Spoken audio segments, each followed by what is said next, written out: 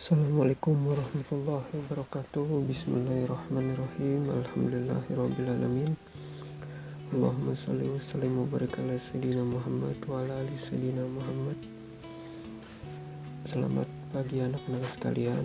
Pada hari ini kita akan mempelajari pelajaran pendidikan agama Islam dan budi pekerti di kelas 8. Untuk mempersingkat waktu, marilah sama-sama kita mulai pelajaran pendidikan agama Islam dan budi pekerti ini dengan mengucapkan basmalah. Bismillahirrahmanirrahim. Sekarang silahkan disiapkan buku LKS Pendidikan Agama Islam dan Budi Pekerti kelas 8. Dibuka halaman 3. Ya, sudah dibuka halaman 3 bab 1. Judulnya meneladani sifat-sifat mulia Rasul Allah Subhanahu wa ta'ala. Langsung saja kita masuk ke materi pembelajaran yang bagian A, judulnya iman kepada Rasul.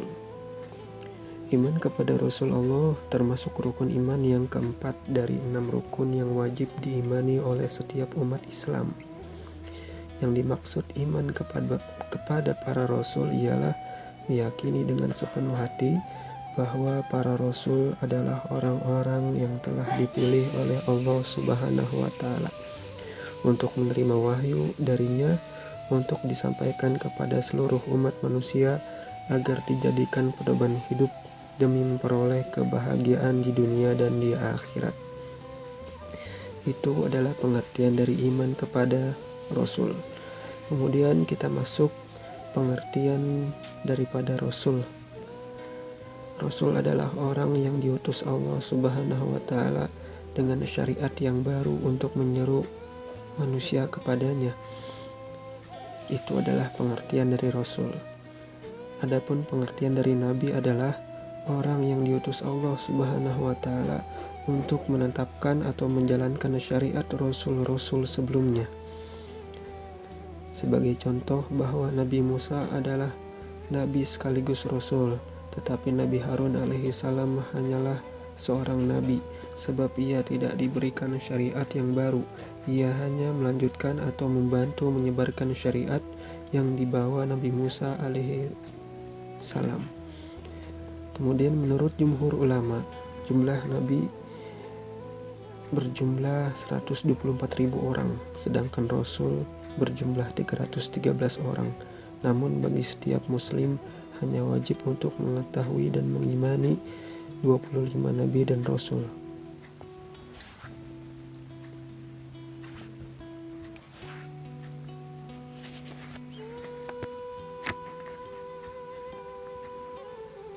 Nabi adalah manusia terpilih untuk wahyu dari Allah, untuk menerima wahyu dari Allah. Lalu apa perbedaan Nabi dan Rasul? Perbedaannya adalah Nabi menerima wahyu untuk dirinya sendiri, sedangkan Rasul menerima wahyu dan memiliki tugas untuk menyampaikannya kepada seluruh umat manusia di dunia. Jadi setiap Rasul itu adalah Nabi, tetapi tidak semua Nabi itu adalah Rasul. Jadi itu adalah perbedaan daripada Nabi dan Rasul. Sekarang kita masuk ke bagian B, yaitu dalil nakli. Yang pertama ada surah Al-An'am ayat 48 yang berbunyi, Na'udzubillahi minasyaitonirrajim, Bismillahirrahmanirrahim. Wa ma nursilul mursalina illa mubashirina wa munzirin faman amana wa aslaha fala khaufun alaihim wa la hum yahzanun. Shadaqallahul azim. Yang artinya, dan tidaklah kami mengutus para rasul itu melainkan untuk memberikan kabar gembira dan memberi peringatan. Barang siapa yang beriman dan mengadakan perbaikan, maka tak ada kekhawatiran terhadap mereka dan tidak pula mereka bersedih hati. Quran Surah Al-An'am surah ke-6 ayat ke-48. Kemudian dalil yang kedua ada surah An-Nisa ayat 136 yang berbunyi, A'udzubillahi minasyaitonirrajim, Bismillahirrahmanirrahim. Ya ayyuhalladzina amanu الكتاب الذي نزل على رسوله والكتاب الذي أنزل من قبل ومن يكفر بالله وملائكته وكتبه ورسله واليوم الآخر فقد ضل ضلالا بعيدا. Shadaqallahul azim. Yang artinya, wahai orang-orang yang beriman, tetaplah beriman kepada Allah dan Rasul-Nya, dan kepada kitab yang Allah turunkan kepada Rasul-Nya, serta kitab yang Allah turunkan sebelumnya.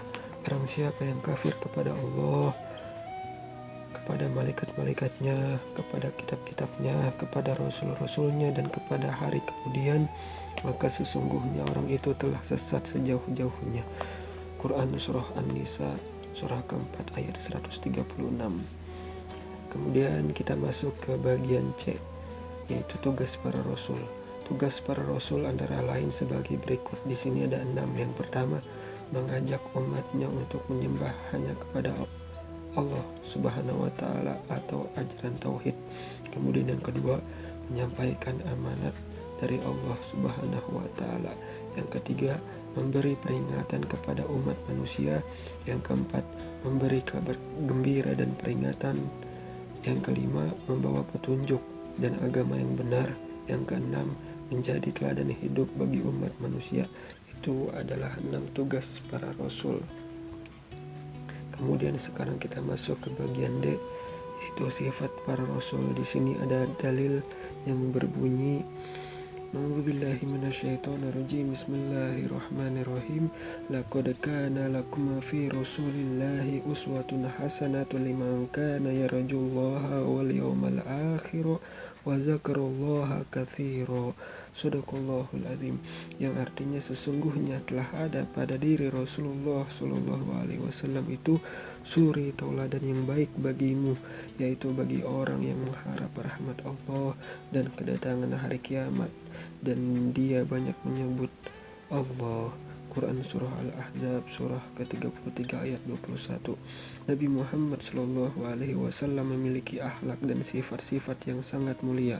Oleh karena itu, hendaklah kita mempelajari sifat-sifat Nabi seperti sidik, amanah, fatonah, dan tablik. Memang banyak sekali sifat-sifat baik Nabi lainnya seperti sabar, rendah hati, dan lemah lembut. Namun di sini kita fokus pada sifat yang 4 di atas.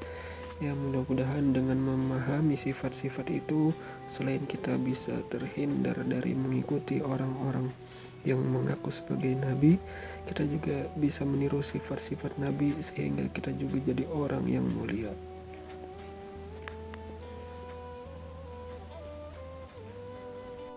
Di antara sifat para rasul yang pertama di sini ada sifat wajib bagi rasul. Nah, sifat wajib bagi rasul pun dibagi menjadi 4. Yang pertama di bagian A di sini ada sidik. Sidik artinya benar, bukan hanya perkataannya yang benar, tapi juga perbuatannya yang benar, sejalan dengan ucapannya. Di sini ada dalil yang berbunyi, A'udzubillahi minasyaitonirrajim. Bismillahirrahmanirrahim. In huwa illa wahyu yuha allamahu syadidul quwa. Shadaqallahul azim. Yang artinya, dan tiadalah yang diucapkannya itu atau Al-Quran menurut kemauan hawa nafsunya. Ucapannya itu tiada lain hanyalah wahyu yang diwahyukan kepadanya. Quran Surah An-Najm surah ke-53 ayat 4-5. Itu adalah sifat wajib bagi Rasul yang sidik. Kemudian kita masuk ke bagian B, yaitu sifat wajib bagi Rasul yang amanah. Amanah artinya benar-benar bisa dipercaya. Jika satu urusan diserahkan kepadanya, niscaya orang percaya bahwa urusan itu akan dilaksanakan dengan sebaik-baiknya. Oleh karena itulah Nabi Muhammad SAW dijuluki oleh penduduk Mekah dengan gelar Al-Amin, yang artinya terpercaya, jauh sebelum beliau diangkat menjadi nabi. Apapun yang beliau ucapkan, penduduk Mekah mempercayainya karena beliau bukanlah orang yang pembohong. Kemudian di sini ada dalil lagi yang berbunyi A'udzubillahi minasyaitonirrajim. Bismillahirrahmanirrahim. Uballighukum risalati rabbi wa ana lakum nasihun. Amin. Shadaqallahul azim, yang artinya aku menyampaikan amanat Tuhanku kepadamu dan aku hanyalah pemberi nasihat yang terpercaya bagimu. Quran surah Al-A'raf surah ke-7 ayat 68. Itu adalah sifat wajib bagi Rasul yang amanah. Kemudian kita masuk ke bagian C, yaitu sifat wajib bagi Rasul yang tablik. Tablik artinya menyampaikan segala firman Allah yang ditujukan oleh manusia disampaikan oleh Nabi. Tidak ada yang disembunyikan meskipun itu menyinggung Nabi. Di sini ada dalil lagi yang berbunyi A'udzubillahi minasyaitonirrajim. Bismillahirrahmanirrahim. Liya'lama an qad ablagu risalati rabbihim wa ahata bima ladaihim wa ahsa kulla syai'in adada.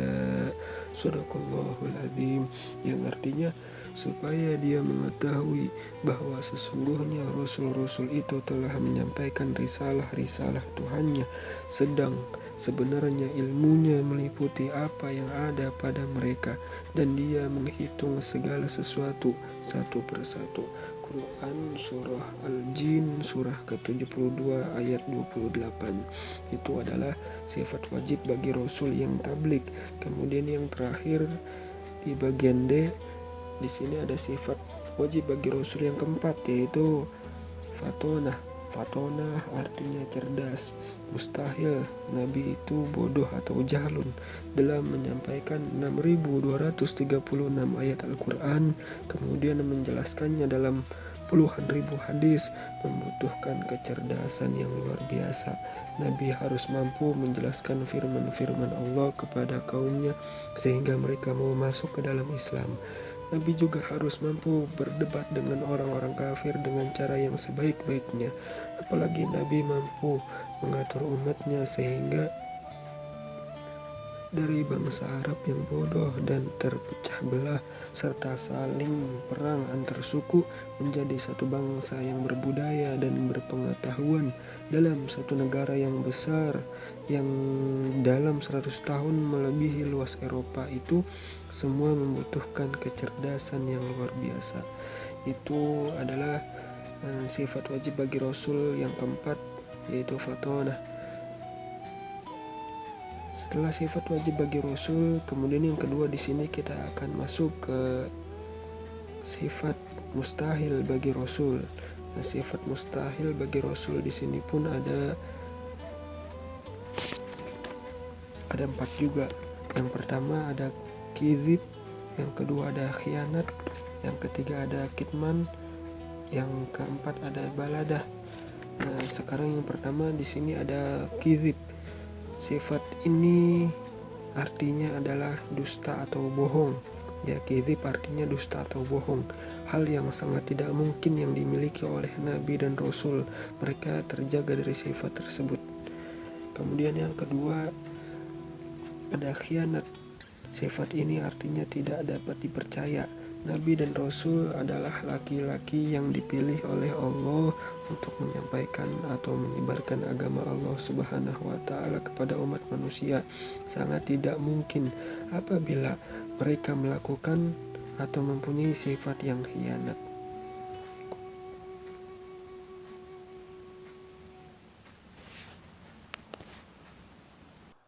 Kemudian kita masuk ke bagian C, yaitu di sini ada sifat mustahil bagi Rasul yang kitman.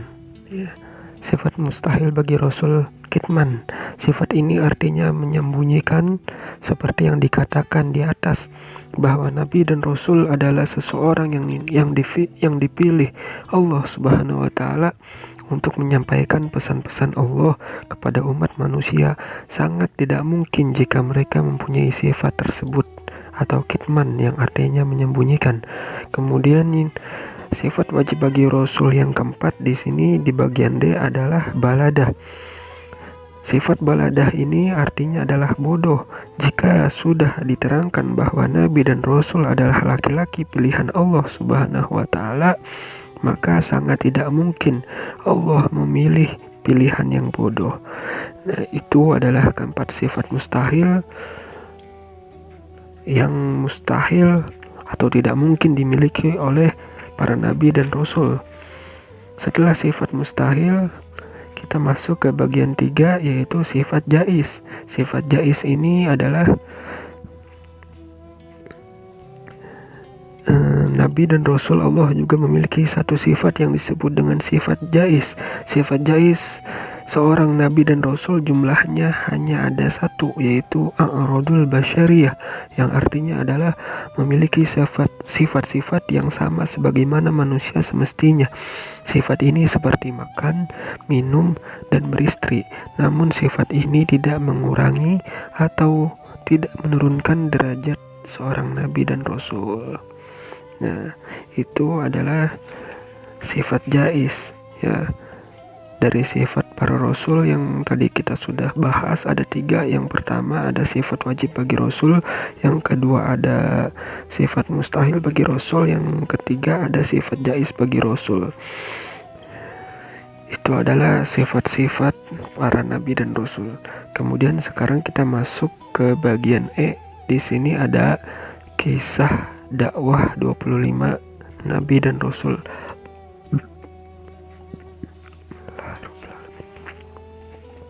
Yang pertama ada Nabi Adam alaihi salam. Nabi Adam alaihi salam adalah ialah bapak manusia yang pertama kali.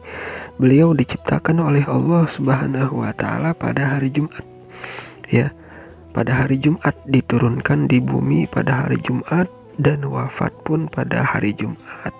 Itu adalah Nabi Adam alaihi salam. Yang kemudian yang kedua ada Nabi Idris alaihi salam. Beliau adalah keturunan ke-7 dari Nabi Adam alaihi salam. Nama Nabi Idris yang sebenarnya adalah Nuh. Nama Nabi Idris yang sebenarnya adalah Nuh. Dijuluki Idris karena beliau banyak mempelajari sohifah yang diturunkan kepada Nabi Adam alaihi salam, Nabi Syits alaihi salam, dan kepadanya sendiri. Sohifah di sini adalah suhuf atau lembaran-lembaran. Kemudian yang ketiga ada Nabi Nuh alaihi salam. Beliau adalah keturunan ke-10 dari Nabi Adam alaihi salam, atau keturunan ketiga dari Nabi Idris alaihi salam. Beliau putra Lami bin Mutawasyik bin Nuh atau Idris alaihi salam. Beliau diutus Allah sesudah berusia 350 tahun. Beliau berdakwah selama 950 tahun. Usia beliau hingga wafat adalah 1700 tahun. Kemudian yang keempat di sini ada Nabi Hud alaihi salam. Beliau diutus oleh Allah Subhanahu wa taala kepada kaum Ad yang terkenal ahli dalam bidang bangunan. Mereka dibinasakan oleh Allah dengan angin yang sangat kencang dan amat dingin selama 7 hari 7 malam karena menentang, tidak mau mengikuti seruan Nabi Hud alaihi salam. Sedangkan Nabi Hud alaihi salam bersama orang-orang yang beriman kepadanya selamat karena diperintahkan oleh Allah Subhanahu wa taala untuk mengungsi sebelum siksa diturunkan. Usia Nabi Hud alaihi salam adalah 472 tahun. Ya, beliau meninggal di Hadramaut, Yaman, dan dimakamkan di sana. Kemudian yang kelima ada Nabi Soleh alaihi salam. Beliau adalah keturunan dari anak cucu Sam bin Nuh. Ya, beliau adalah keturunan dari anak cucu Sam bin Nuh. Beliau diutus oleh Allah Subhanahu wa taala kepada kaum Tsamud, yaitu kaum yang menjadikan gunung-gunung batu menjadi rumah-rumah tempat tinggal mereka. Gunung-gunung itu mereka pahat sehingga menjadi kamar-kamar yang membentuk rumah. Kisah panjang Nabi Soleh alaihi salam ini dapat dilihat di dalam Al-Quran surah Al-A'raf ayat 71 sampai 79 dan surah Hud ayat 62 sampai 67. Kemudian yang keenam di sini ada Nabi Ibrahim alaihissalam. Beliau adalah putra Azar bin Sam bin Nuh. Beliau bergelar Khalilullah yang artinya kekasih Allah dan menjadi bapak nabi-nabi sesudahnya. Beliau dalam menjalankan dakwahnya banyak mendapat tantangan dari Raja Namrud sehingga beliau pernah dibakar olehnya. Namun Allah Subhanahu wa taala menyelamatkannya. Allah Subhanahu wa taala berfirman sebagai berikut. A'udzubillahi minasyaitonirrajim. Bismillahirrahmanirrahim. Ya naru kuni bardan wa salaman ala Ibrahim wa aradu bihi kaidan faja'alnahumul akhsarin. Shadaqallahul azim. Yang artinya, hai api, jadilah dingin dan selamatkanlah Ibrahim. Mereka hendak berbuat munkar kepada Ibrahim, maka kami jadikan mereka itu orang-orang yang paling merugi.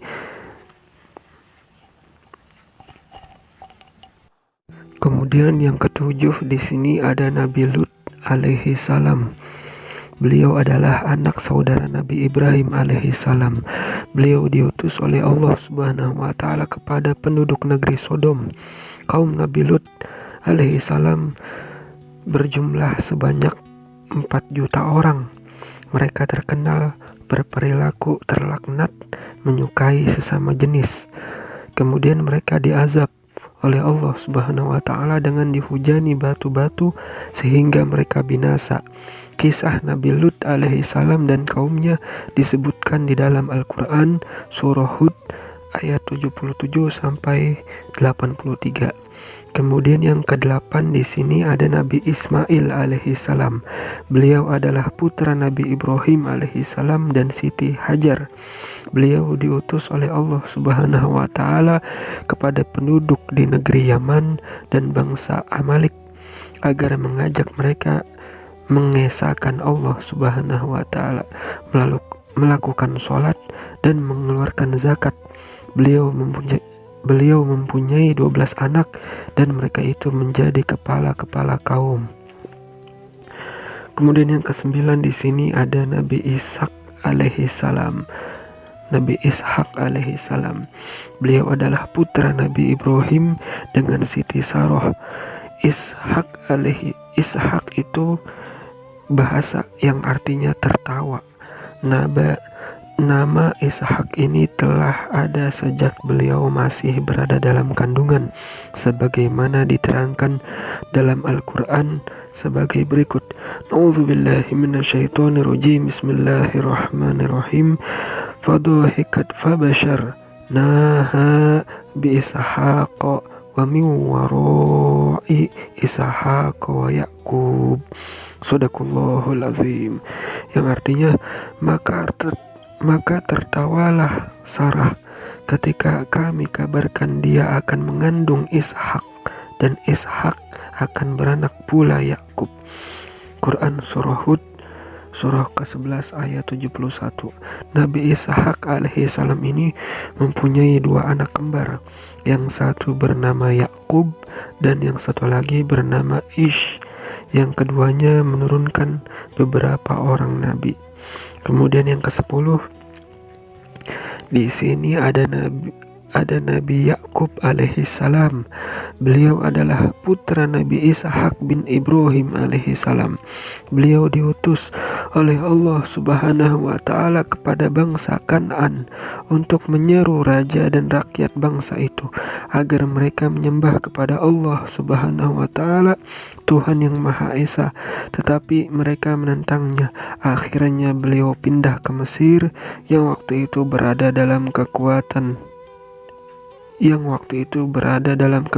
kekuasaan putranya, yaitu Nabi Yusuf alaihi salam. Nabi Yakub alaihi salam mempunyai anak sebanyak 12 orang dengan 4 istri. Nabi Yakub alaihi salam wafat dalam usia 600 tahun. Kemudian yang ke-11 di sini ada Nabi Yusuf alaihi salam. Beliau adalah putra Nabi Yakub alaihi salam. Beliau seorang nabi dan rasul Allah Subhanahu wa taala yang diberi kekuasaan penuh di negeri Mesir.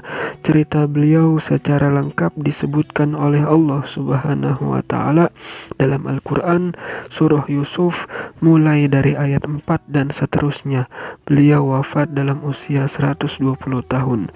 Kemudian yang ke-12 di sini ada Nabi Ayub alaihi salam. Beliau adalah putra Ish bin Ishaq alaihi salam, saudara Yakub bin Ishaq alaihi salam. Beliau seorang nabi dan rasul Allah Subhanahu wa taala yang sangat terkenal kesabarannya dalam menghadapi berbagai cobaan. Cobaan yang amat berat adalah musibah, penyakit yang dideritanya selama 7 tahun, 7 bulan, 7 hari, dan 7 malam. Kemudian beliau memohon kepada Allah Subhanahu wa ta'ala sebagaimana tersebut dalam Al-Quran. Na'udzubillahi minasyaitonirrajim. Bismillahirrahmanirrahim. Wa ayyuba idh nada rabbahu anni massaniyad durru wa anta arhamur rahimin. Shadaqallahul azim, yang artinya, dan ingatlah kisah Ayub ketika dia menyeru Tuhannya, ya Tuhanku, sesungguhnya aku telah ditimpa penyakit dan Engkau adalah Tuhan yang maha penyayang di antara semua penyayang. Quran Surah Al-Anbiya surah ke-21 ayat 83. Kemudian yang ke-13 ada Nabi Zulkifli alaihi salam. Beliau adalah putra Nabi Ayub alaihi salam. Nama aslinya adalah Bashar. Beliau seorang nabi dan rasul Allah Subhanahu wa taala dan menjadi raja di negeri Bani Israel. Seorang raja yang terkenal ahli ibadah dan alim serta sabar. Allah Subhanahu wa taala berfirman sebagai berikut. Na'udzubillahi minasyaitonirrajim. Bismillahirrahmanirrahim. Wa Ismaila wa Idrisa wa Zulkifli kullum minas sabirin. Wa Ismaila wa Idrisa wa Zulkifli kullum minas sabirin, yang artinya, dan ingatlah kisah Ismail, Idris, dan Zulkifli, semua mereka termasuk orang-orang yang sabar. Kami telah memasukkan mereka ke dalam rahmat kami. Sesungguhnya mereka itu termasuk orang-orang yang soleh. Quran Surah Al-Anbiya surah ke-21 ayat 85 sampai 86. Mungkin untuk pelajaran pendidikan agama Islam dan budi pekerti di kelas 8 pada hari ini cukup sampai di sini dulu ya anak-anak sekalian, karena waktu pun sudah kurang lebih menunjukkan 30 menit ya untuk merawat handphone kalian ya, untuk merawat perangkat kalian dan juga perangkat bapak ya, agar handphonenya tidak terlalu panas. Insya Allah kita akan lanjutkan di pertemuan kedua, yaitu hari Rabu depan ya. Semoga kita semua panjang umur, sehat selalu, bisa berjumpa kembali. Jaga kesehatan ya. Untuk pertemuan yang kedua kita masih sama ya, akan membahas kisah dakwah 25 nabi dan rasul, karena hari ini kita baru sampai di Nabi Zulkifli yang nabi ke-13. Insya Allah di pertemuan kedua besok kita akan lanjutkan kembali ke nabi yang ke-14, yaitu Nabi Syuaib alaihi salam, dan seterusnya sampai habis.